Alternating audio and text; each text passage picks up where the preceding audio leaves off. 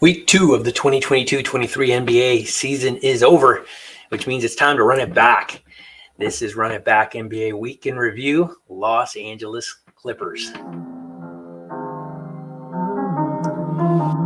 voice of the fan. Drop a bounce pass, throw down the rim rocker.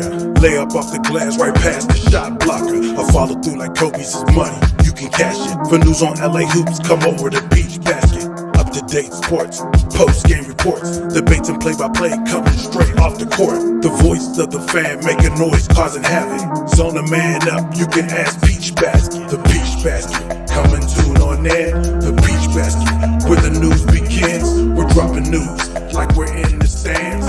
Creative views from the Aztec fans. So after a strong start to the season, coming out of the gates strong in week 1, the Clippers took an offer in week number 2. On Sunday, they lost to the Phoenix Suns 112-95. The team then traveled to Oklahoma City for 2 games against the youngest team in the association, the Oklahoma City Thunder. The youngest team in the association handed the Clippers, one of the teams favored to win it all this season, 2 losses in a row, 108-94 on Tuesday and 118-110 on Thursday. Needless to say, a pretty rough week for the LA Clippers. But before we get into our thoughts about the dismal week, we want to take a look at what the market is saying about the Clippers. For that, we turn to our partner, SimBull.com. You may not be familiar with SimBull. It's a pretty interesting website, great partner of ours that essentially allows you to buy stock in the teams. And it's a really pretty good indicator, just like the stock market is, of what people think of the Clippers' chances this season, even after a rough week. And if you take a look, while they did have a dip this week, as expected, people continue to buy. So in short, while things did not go great in week 2 for the Clippers, the market consensus is that the Clippers are going to be just fine. And I mean, in general, I agree. There's certainly some concerns, but this is a very good team. It's been together a while. For now, we got to chalk it up to just a rough start. But man, it's been a really rough start. The team with last season's 3-point percentage leader, Luke Kennard, is 26th in 3-point percentage to start this season. They are 29th in total assists, and they are 30th. Now, if you don't know, that's dead last in total turnovers. This team is turning the ball over. They're not sharing the ball, and they're not shooting the ball well from 3. Those are not good indicators of success for a team, again, favored to win it all this season. Twitter user at SoCal Clippers pointed out that the Clippers' 2 wins to start this season, I retweeted this because it's pretty jarring. Came at the expense of teams that have started the season 0-7, the Kings and the Lakers. That's pretty telling, right? When the Clippers started 2-0, there was some enthusiasm. Now, if you're honest with yourself, when you saw the first 2 games, you knew something wasn't right. Yeah, they got the wins, but they didn't. I don't know, man. It's just like there's an enthusiasm missing. There's something that's just not right with this team yet. I don't know why. You could point a lot of fingers. You could point, again, Luke Kennard, maybe not getting enough shots. Norman Powell's kind of rough start to the season. Kawhi Leonard, we'll talk a little bit about him later. Lots of fingers to be pointed, but in general, the team just doesn't look like they're having fun. They're not fun to watch right now. They're not playing good basketball. And they've got an 0-for-3 week to show for it. So yeah, certainly the team has concerns. What we want to do, though, as we share our concerns, as we continue to share our concerns over this week, is we want to see what other people are saying. This is a segment we call Full Court Press, where we basically just go to news.google.com, type in Los Angeles Clippers, see what people are saying, and then talk about that. And we're going to do it based on just the headlines. We're not going to read the article because I think I kind of get the gist of it. So in the LA Times, they started with this article, which makes a lot of sense. We got to fix it quickly. Clippers lose third straight game. Yeah, they've got to fix it. And what do they got to fix? Well, we pointed it out, right? They've got to share the ball more. They've got to let Luke Kennard loose, or just really, improve their three-point shooting. I think they're getting, for the most part, they look like they're getting good looks. They're just not dropping. And then just cut down on turnovers. I think probably the most important thing, and the thing that probably fix the quickest, is taking care of the basketball. But lots to fix. And I think the Clippers understand that there is a sense of urgency. Now, if you take a look at the other kind of top news articles for the Clippers, the next two deal with Kawhi Leonard.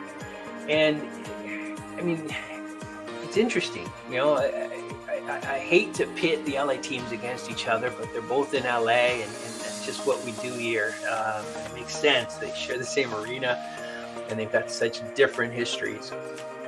Anthony Davis takes a lot of flack, right? He was out yesterday for the Lakers, didn't play because of a bad back, and he gets a lot of flack. Charles Barkley has his nicknames for him and others.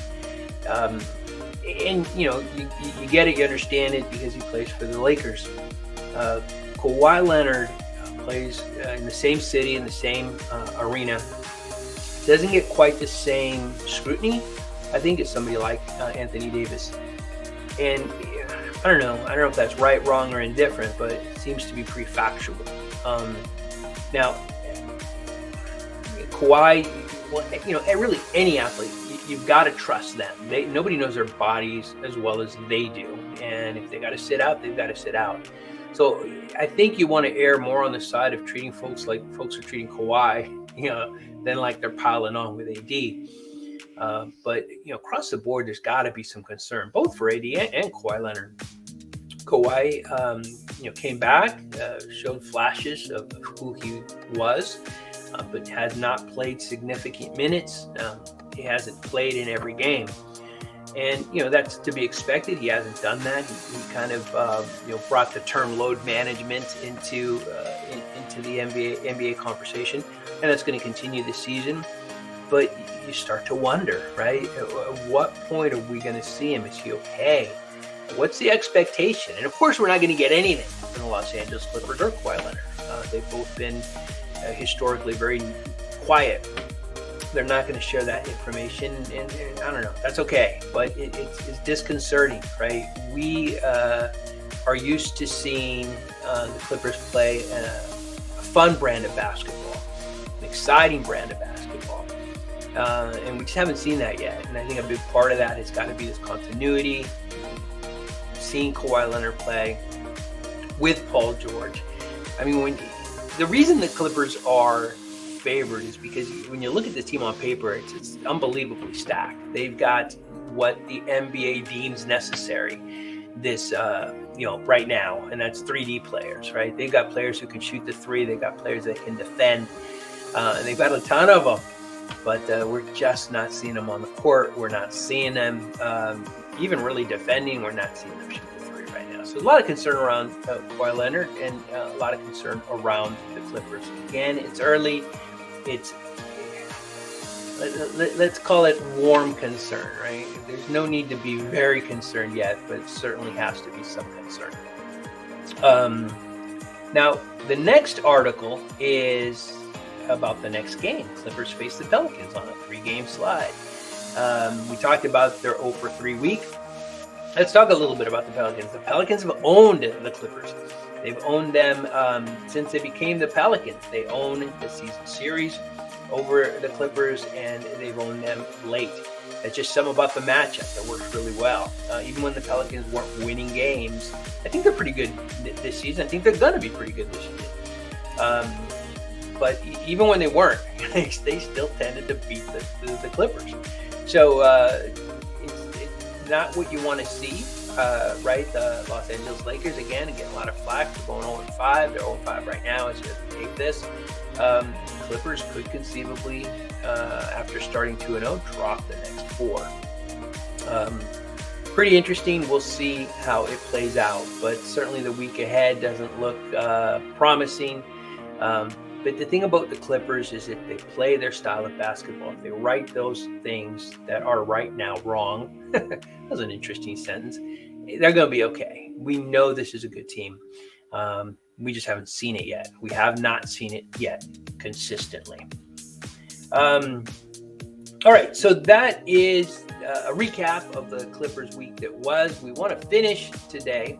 The Clippers aren't playing as we tape this on Saturday after the 29th, but we want to take a look at the winners of all of the games that are being played tonight. Now, the games haven't been played yet, so how are we going to do that? For that, we're going to turn to our partner, Dimers.com.